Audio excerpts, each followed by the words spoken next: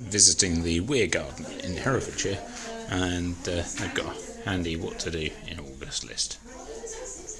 Harvest, harvest, harvest. That's what they said, and that's what we're going to do. It's going to be a longer one this week. Man versus Slug. I'm not the only one that has butterflies inside the butterfly netting. Oh, to have a greenhouse this size. Although I reckon I'm doing better for tomatoes. Well, on reflection, I probably have the same number of tomatoes, just in a smaller space. Suddenly it appears we have a load more space in the jungle, because unfortunately some of the strings have started snapping under the weight of the tomatoes. So I'm going to have to do a little bit of work now to harvest the red tomatoes and tie up some of those plants again. So I left it a couple of days and I've come out to tie up this tomato where it had collapsed, and we've had another disaster. Yet another string has snapped, and this time it is our indeterminate tomato, and that looks very sad on the floor of the greenhouse. So a little bit of work to do. I'm going to start off by picking some of these beautiful red tomatoes there. But despite the tomato plants collapsing, because the string snapped, I still think this approach of stringing the tomatoes is a really good one to support them. And next year, I think I just need to find some better quality string that isn't so susceptible to the moisture.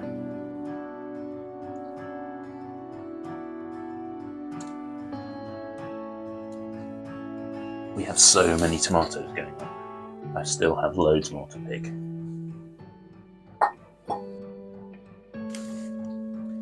Also got a few green tomatoes that, as the plant has collapsed, have fallen off. So I'm going to be harvesting those anyway and hoping that they go red inside the house.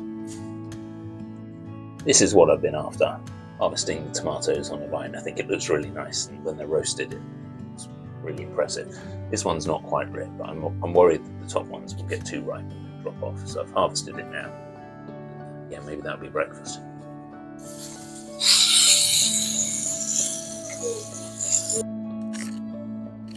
So I now started trying to get this tomato back up. I'm not sure if it'll make it, because I think it's split when it fell over. But we can but try and hope that some of these tomatoes ripen before the plant dies off. I'm trying to see if we can get the other side up. It's really, really heavy. I fear it's tangled up with itself in all sorts of horrible ways. But I'm just trying to get it off the ground now, really. I need 4 pairs of hands. I suppose you can lend a few. The greenhouse still doesn't look the beautiful state it was prior to the strings collapsing, but hopefully we'll have rescued the tomatoes and got some of these green ones off the ground and let them ripen. You can see we've still got quite a few orangey red ones going on in here, which we will be able to harvest in the next day or so, hopefully. So I'm really pleased with the haul of tomatoes we've got so far. We'll take that inside and weigh it a bit. There's still, whoa, they're going everywhere now. Yeah, there's still quite a lot of sort of orangey red tomatoes on the plant. I don't really know when to pick them, because you don't want them to get too ripe and fall off perhaps, but equally you don't want to pick things that are orange and aren't ripe enough. Maybe in the comments you can let me know how you decide when the tomato is red enough.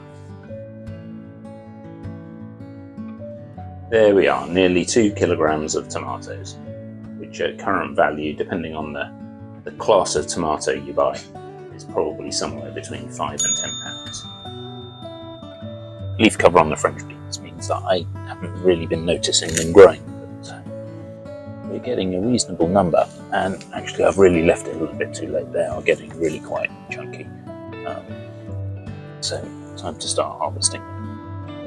Some of the beans have been eaten by something. I suspect that's a woodlice rather than a slug. My wife has got bored of harvesting them and decided that we might as well pull them out and take all the beans off as we go.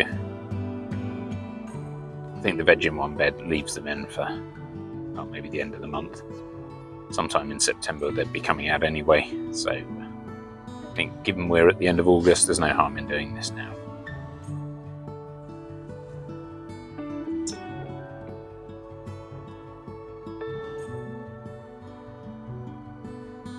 We've just harvested all the French beans, and one of the jobs we've been doing is to try and make sure there's no slugs there, which isn't helped by the fact that these little nodules on the French beans look just like slugs when they're a bit wet. We've got a really good harvest of French beans here. I'm just going to weigh them to see how much we've actually got. So we have 728 grams of French beans. I reckon that's about £3 worth in the shops. Right, we're going to start picking. Go! So, competition to find the biggest runner bean. I suggest we pick anything over about 10-15 centimetres. Yeah. Curliest runner bean. Look.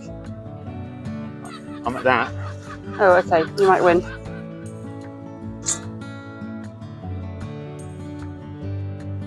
I was watching Emma's allotment diaries this morning, and she was talking about how her runner beans has gone way off the top of her runner bean supports. A few weeks back, we finished off by chopping the top off our runner beans, and it's really bushed out now.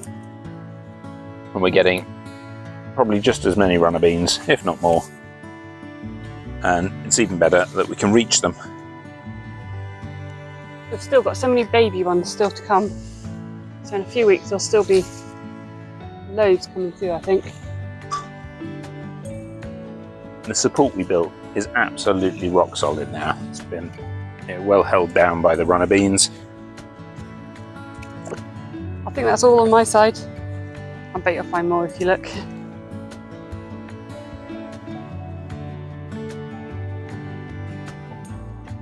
It's also shooting out the sides, just from all over. Yeah, great. Wonder why they call it runner beans. Maybe it's all the runners. That's a good selection. We've got a really good amount of runner beans, and let's weigh them and see how much they come to. Okay, we've got 840 grams, and they are about £1 per 150 grams. So £4, £5, about a fiver. In here we have a couple of courgettes that are growing, one's just flowering, and one that looks like it's ready.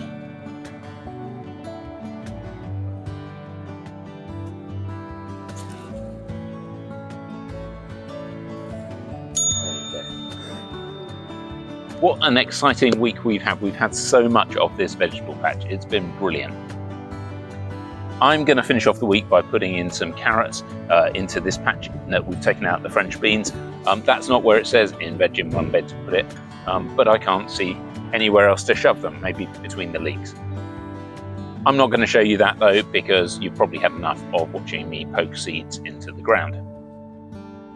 Hope you've enjoyed this video. Don't forget to give us a thumbs up, like it if you did, and if you haven't done so already, don't forget to subscribe. Next week, we're going to be showing you what we do with all of those tomatoes. Something slightly different, but I hope you'll join us again then.